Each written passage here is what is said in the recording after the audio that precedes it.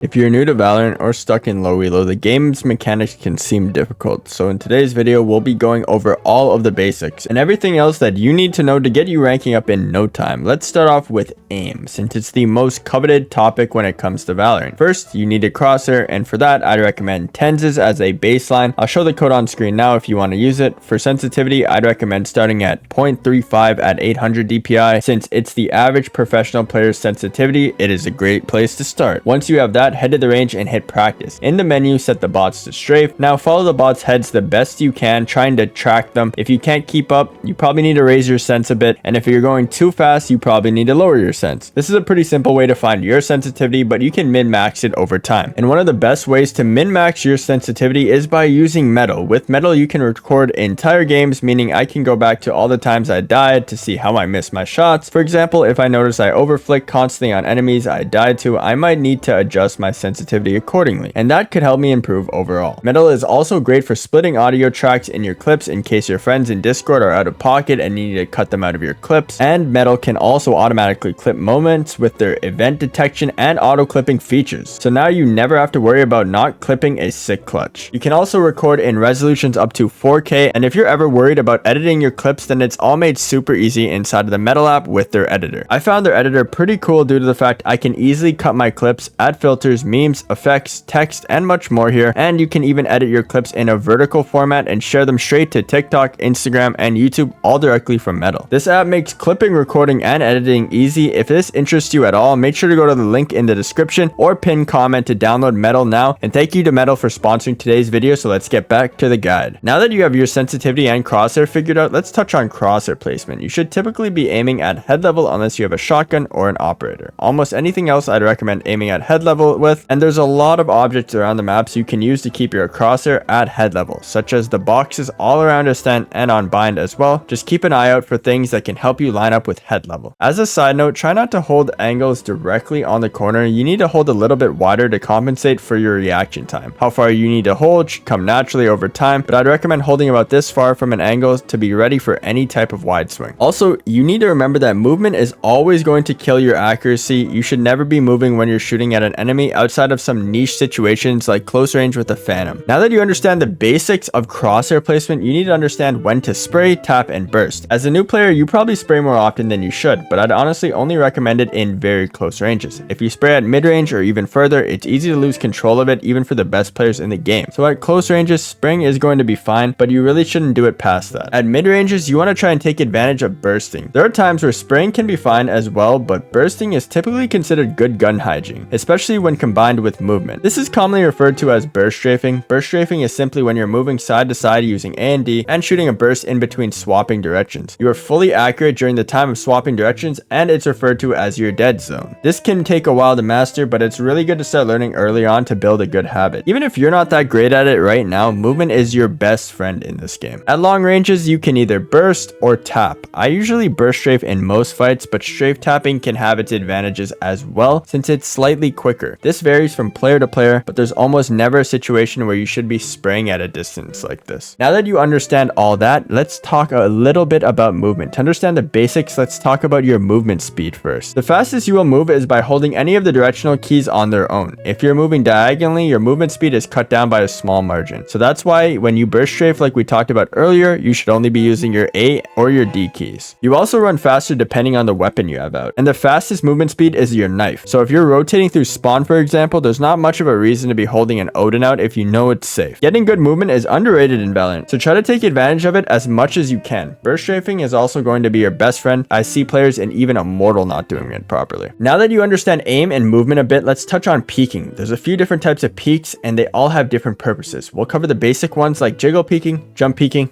and wide swinging. Let's start with the wide swing. All it consists of is swinging out wide until you see someone. You typically want to use this when you already know an enemy's location, or if you're entering and trying to create space for your team. Also, if you have teammates behind you while you're wide swinging, try not to stop the swing early just because you might end up blocking your teammates. This next peek is the jump peek. This is kind of the opposite of the wide swing due to the fact that this is 100% information gathering peek. All it consists of is barely jumping around a corner enough to catch a glimpse of the area you want to peek at. This is particularly useful when it comes to dealing with oppers on the enemy team, because you'll probably die to an op if you just wide swing or jiggle peek it. And speaking of jiggle peeking, it's probably the most versatile peek here in my opinion. All this one consists of is barely peeking your shoulder around a corner for information while being ready to commit to a fight at the same time. I normally use this to barely see someone and directly go into a wide swing after, so it's more of a hybrid peek where it's informational and aggressive at the same time. Now that you understand a lot of Valorant's base mechanics, let's move on to the economy. At the start of a game, you will receive 800 credits. This is called the pistol round, and you want to buy what you can here. If you're confused about what to buy, you can't go wrong with just buying a classic and armor and with some utility. After this round, there's a lot of ways to earn credits. Kills will earn you 200 credits each, and planting the spike will get your whole team 300 credits each. When your team wins a round, you will all get 3,000 credits. But when you lose, your team will only get 1,900 credits. If you lose 2 rounds in a row, however, your team will receive 2,400 credits, and if you lose 3 rounds in a row or more, your team will receive 2,900 credits instead. There's a few types of Valorant rounds that are usually played depending on your team's credits. These usually consist of half buys, forced buys,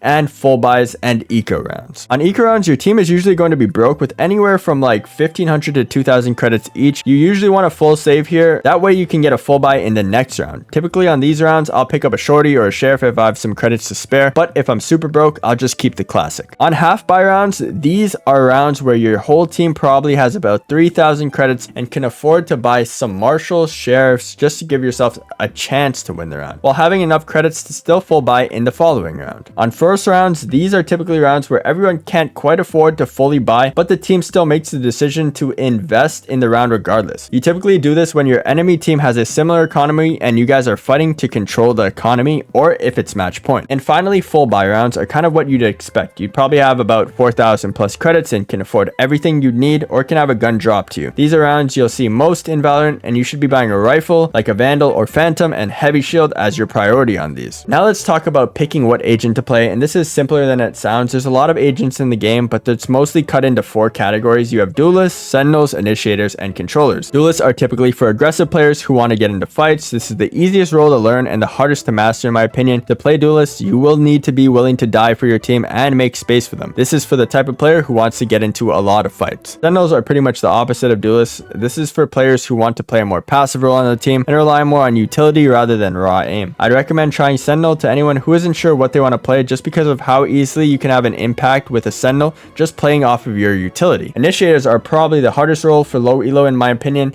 You have to be really good with your utility, and you're going to be the linchpin of your team, so you typically need to communicate with your plan on what you're doing with your utility every round to your teammates so they can play off it or create a strategy around it. And most players in low elo aren't very cooperative, so it's pretty hard to actually play initiator and get high value out of it in low elo. And the same thing can be said for controllers to an extent. They both fall on the cerebral side of things, with initiators being the more aggressive version of the team's player due to their utility, and controllers being a more passive version due to having to play smokes down and other things. I'd recommend this role to players who try to do everything right for the team, like properly throwing smokes and playing rounds by the numbers. Although if you do play Clove, you don't really have to play like a traditional controller, so it's not that bad. Once you figured out what role you'd want to play, I'd recommend just playing all the agents in that role till you find one you really like, even trying multiple roles to find agents you like, because you can't really play the same agent every game if you want to win. You probably need to be able to play 3 different agents at a minimum, so I try to learn a few to start, but remember the most important thing is to have fun. And just a heads up, some of the best agents in the game in my opinion right now to try out are going to be Omen, Clove, Jet, Raze, Reyna, Yoru. Mostly the duelists are the best in my opinion. Cypher is also very strong at the moment, but I believe he's getting a nerf, but definitely just test them out and see how you feel. Now that you understand most of the basics of Valorant, let's talk about a good aim routine to keep you guys improving at the game while you play. Now everyone obviously doesn't have time for a long aim training routine, so I'll keep this one short and simple. If you plan on playing competitive, you should head to the range, turn on the practice bots.